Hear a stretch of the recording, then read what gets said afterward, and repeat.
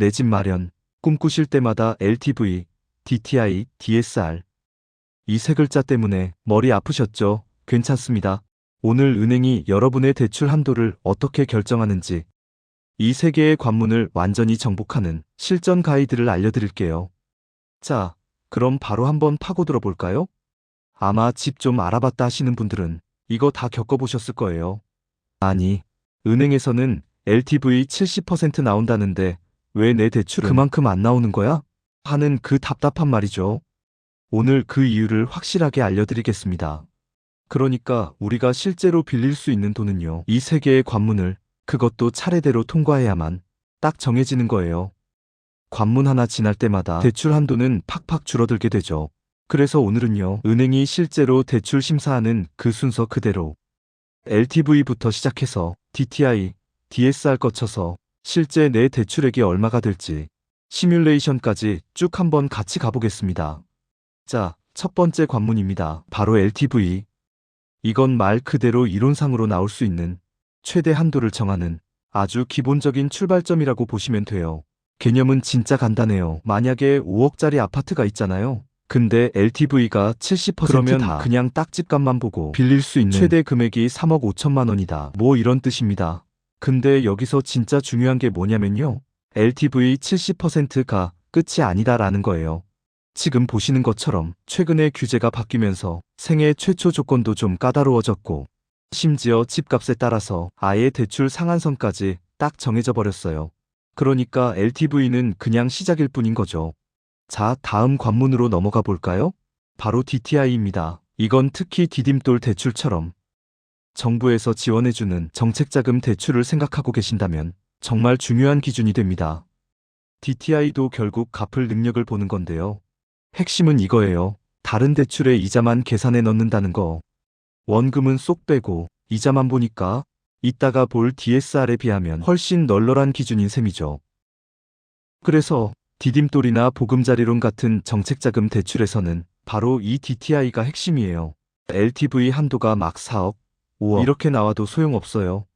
DTI의 60%라는 그리고 기준, 그 대출 상품 자체의 최대 한도. 예를 들면 신혼부부 디딤돌은 3억 2천만 원이거든요. 이 두 개의 벽을 다 넘어야만 하는 거죠. 자, 이제 드디어 주택담보대출의 최종 보스를 만날 시간입니다. 바로 DSR. 요즘 집 사려고 하시는 분들한테 가장 큰 영향을 미치는 가장 강력한 규제라고 할 수 있습니다. DTI가 다른 대출의 이자만 봤다면 DSR은 달라요. 여러분의 신용대출, 마이너스 통장, 자동차 할부, 학자금 대출까지 그냥 모든 대출에 원금이랑 이자를 싹 다 더해서 계산합니다. 훨씬 깐깐하죠? 바로 이 표가 그 차이를 아주 명확하게 보여주죠. DSR은 여러분이 짊어진 모든 빚의 무게를 종합적으로 보여주니까 현재 거의 모든 은행에서 이걸 표준으로 쓰고 있는 겁니다. 당연하겠죠? 바로 이겁니다. 이게 오늘 설명의 진짜 핵심이에요. 이제는 집값 보고 LTV부터 계산하는 시대가 아니에요. 내 모든 빚을 다 더해서 내 DSR이 40% 안에 들어오나 이걸 먼저 계산해야 합니다. 이 40% 한도를 넘잖아요. 그럼 LTV가 아무리 높게 나와도 아무 소용이 없어요. 그런데 여기서 끝이 아닙니다. 스트레스 DSI라는 게 생기면서 상황이 더 빡빡해졌습니다. 이게 뭐냐면 은행이 이제 여러분의 실제 계약 금리가 아니라 나중에 금리가 이만큼 오를 수도 있으니 미리 감안하자 하고 더 높은 가상의 금리로 DSR을 계산하는 거예요. 예전에 금리가 막 오를 때 대출받은 분들이 힘들어하지 않으려는 뭐 그런 선제적인 조치인 거죠. 이 일정표를 보시면 딱 감이 오시죠? 정부가 앞으로 금리가 오를 위험까지 미리 반영해서 대출 한도를 계속해서 조이고 있다는 걸 알 수 있습니다. 어떻게 보면 시간이 지날수록 대출 받기가 점점 더 어려워지는 구조인 셈이죠. 자, 그럼 이 복잡한 조각들을 다 모아서 내가 진짜로 빌릴 수 있는 돈이 얼마인지 그 최종 공식을 한번 알아보겠습니다. 실제 은행에서 여러분의 대출 한도는 바로 이 순서대로 결정된다고 보시면 돼요. 먼저 내가 살 집의 조건이 어떤지 확인하고 LTV 한도, 상품 자체의 한도를 본 다음에 마지막으로 가장 중요한 DSR을 계산하는 거죠. 이 순서 꼭 기억해 두세요. 이게 바로 최종 공식입니다. LTV로 계산된 DSR로 계산된 금액, 그리고 내가 신청한 대출 상품 자체의 최대 한도, 이 세 개 중에서 가장 낮은 금액. 그게 바로 여러분이 통장에 받게 될 최종 대출 금액입니다. 자, 그럼 이게 실제 우리 삶에서 얼마나 강력하게 작동하는지 한번 시뮬레이션을 돌려보겠습니다. 서울에서 내 집 마련을 꿈꾸는 아주 평범한 부부의 이야기예요. 이 부부는요, 둘이 합쳐서 연봉이 6천만 원이고요. 일반 은행에서 주택담보대출을 받는다고 해볼게요. DSR 40%가 적용되겠죠? 먼저 이 부부한테 다른 빚이 하나도 없는 아주 이상적인 상황입니다.